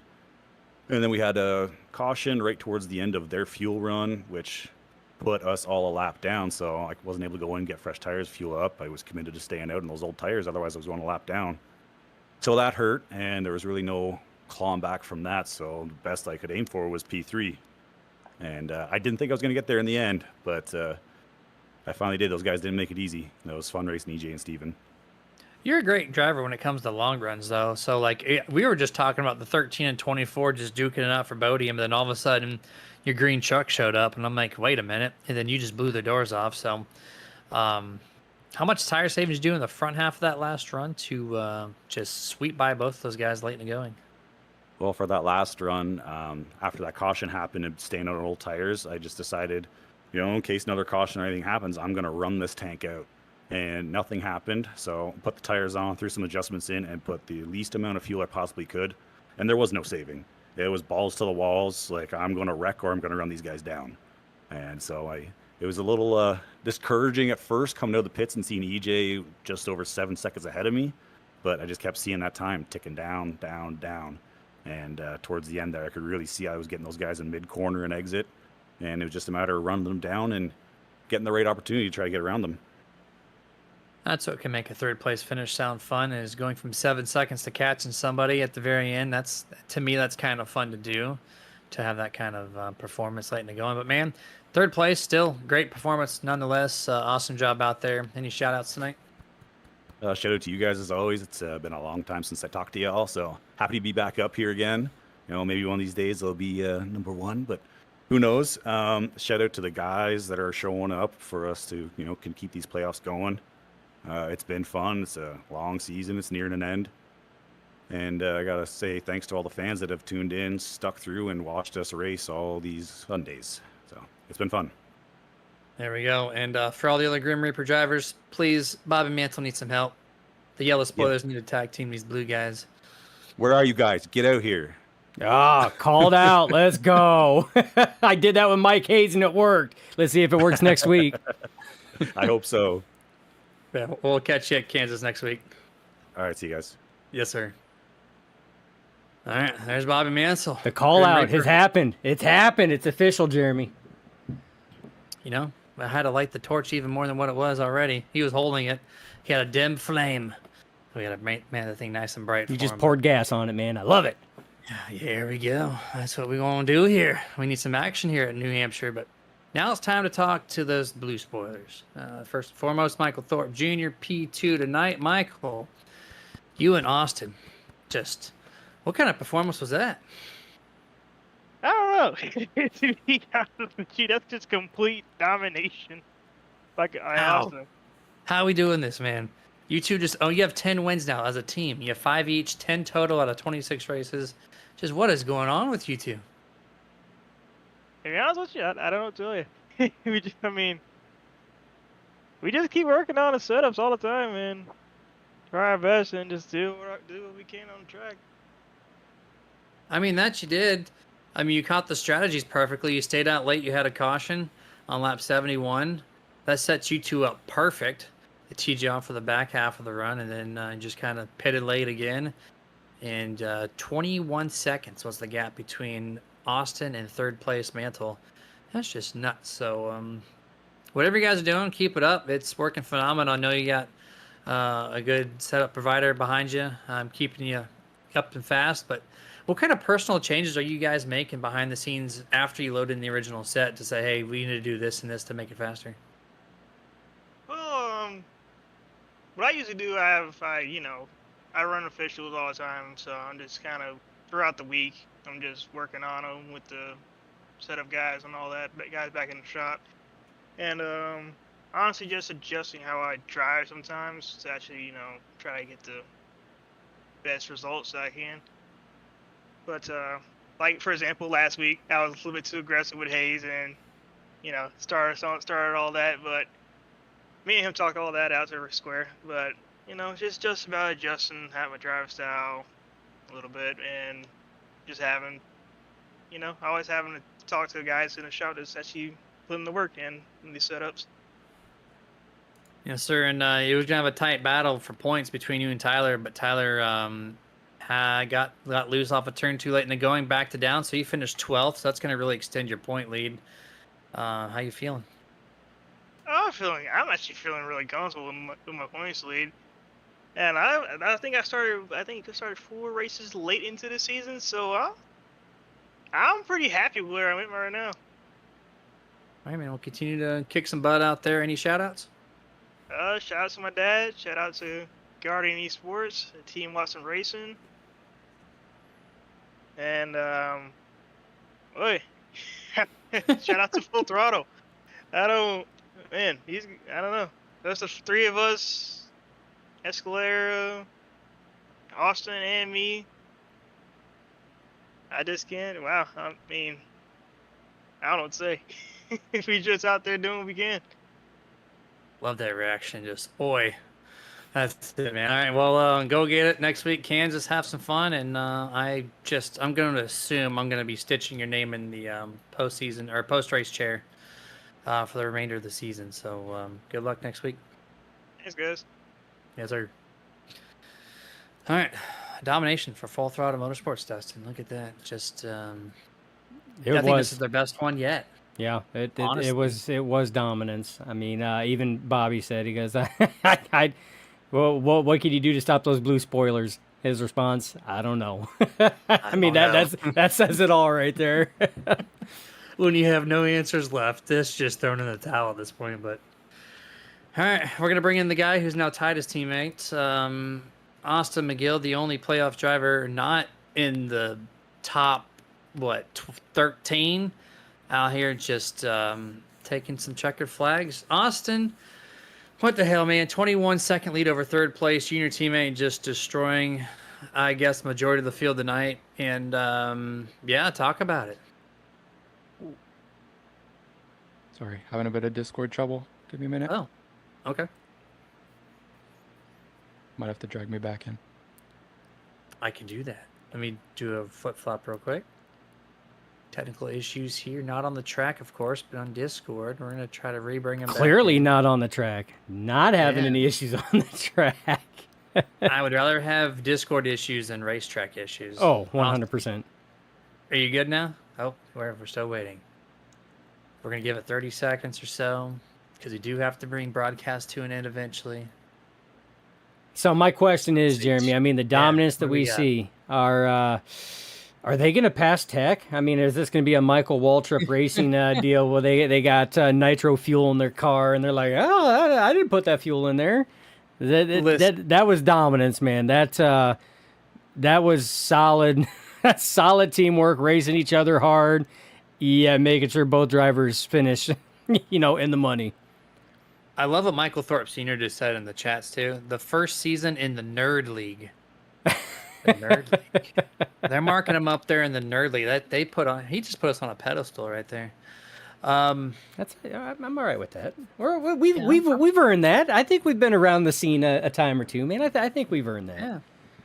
I'm just waiting on confirmation, but I'm pretty sure we're doing this all next season, so that'd be cool to do that. I had something lined up too I was gonna say, and then I lost it. But we're gonna try to bring him back in one more time. Austin, we got it fixed out? Got it fixed up. All right, very cool. So first off, you and your teammate, Mr. Thorpe, now have 10 wins combined this season. That's completely nuts. And then you have a 21-second lead between you and third place. Just Mantle says he has no idea how to stop you guys. What are you guys doing that's so good and so consistent out there each week in and week out? Doesn't matter if it's high bank, low bank, short, long track. You guys are just doing it. As crazy as it sounds, I have no idea. There you go. That checks out. I only joined this. I only joined the session like 20 minutes before qualifying, and I hadn't ran a lap all week. Well- Genuinely, I don't know. But I mean, I'll take it gladly.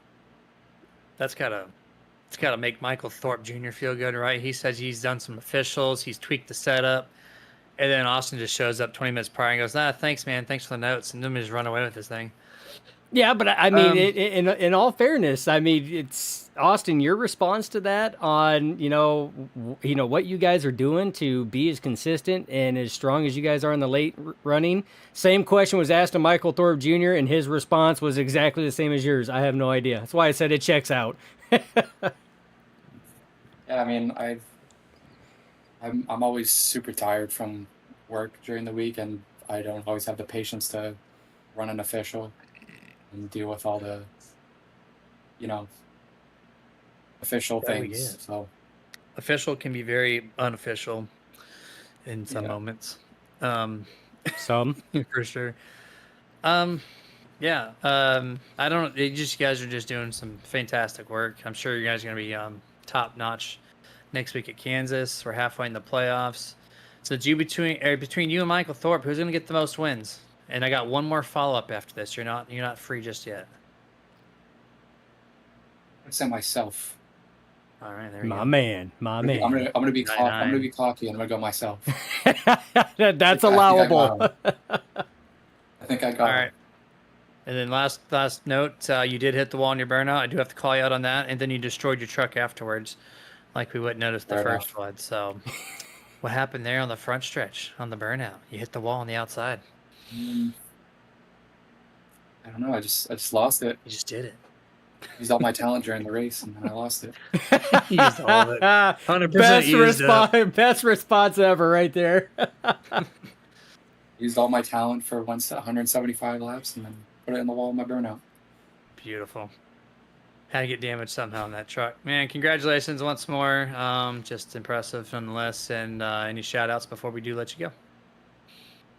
Just shout out to Full Throttle. Thorpe and I were on fire.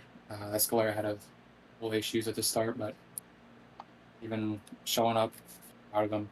Shout out to Team Watson. Setup was incredible again. And just shout out to the guys that are showing up. I know it's the playoffs or late the season. It'd be boring for some guys, but appreciate all of them for, There you go. All right, man. We'll catch you next week at Kansas. See how you do there. I'm sure we'll be talking to you at some point. But nonetheless, have a good rest of your night, sir. Appreciate it. Thank you. Yeah, man. Austin McGill with the 5th win of his 2025 season. 10 overall for the Blue Spoilers. They're in the 40 percentile range of taking over the checkered flags, Dustin. Yeah, it's we've talked about it. I mean, they've come on super strong. Obviously whatever they're doing, that team chemistry, I mean, it's working. It's working. I mean, we've seen team chemistry like that before. In previous seasons, we've seen it with Grim Reaper Motorsports. We've seen it with Lone Star. We've seen it with Ghost. I mean, we've seen that chemistry at work. And I tell you what, when it's working and it's on, you can definitely tell. And then, I mean, just factor in the momentum from that chemistry working like that. 2 drivers, 5 wins apiece, tied for most this season so far. I mean, 10 overall out of the 26 that have been ran. I mean, momentum's a strong thing. I mean, they're hot. They're on fire. And these other teams, that's the goal. That's the target right there at this point in time. If you want to sit here and have a chance at this championship, you got to beat the Blue Spoilers. Yeah, and you can tell that the performance of these guys are just they're trying, for the most part. And I say that because remember early 2024, Grim Reaper, they were the people, right? They had 5 guys. They were just slaying them each week, just boom, boom, boom, win after win. Didn't matter which of the 5 drivers, right?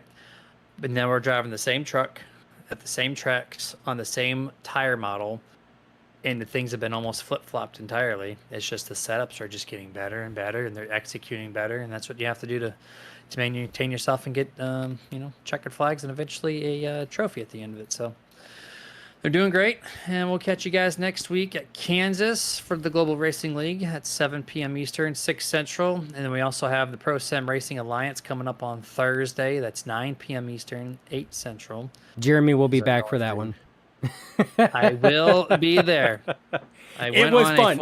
It was fun with Colt though. We actually had a blast. So, but Jeremy will be back. I'll be back. I will not be having any food poisoning then. I promise you that. Even during my vacations, it's cool. It's cool. It's all good. But, until then, you guys, of course, stay safe. Get your nerd on. Dustin, what you got for him? As always, it's not goodbye. It's just till next time. Stay nerdy.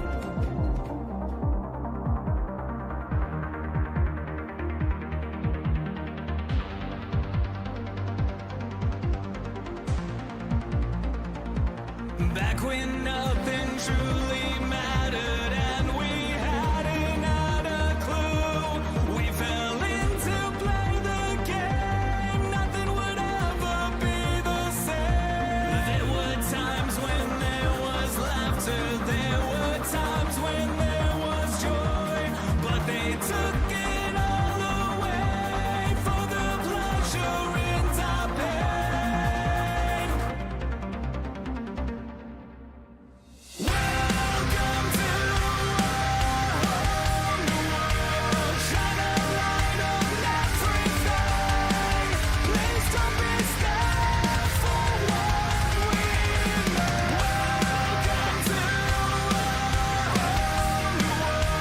All the lion tried to hide away from the scars we made. This is your chance to understand we did not design this plan that was built for you. There's nothing you can do. This is my warning, this is your sign that you can't go running high. We will fight for you. You know it to be true.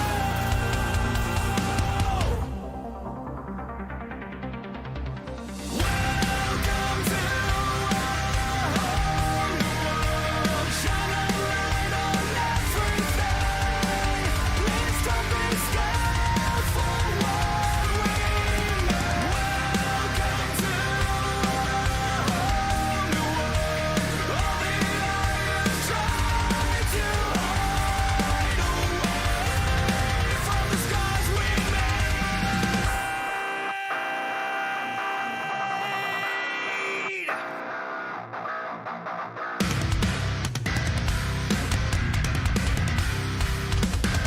From the scars we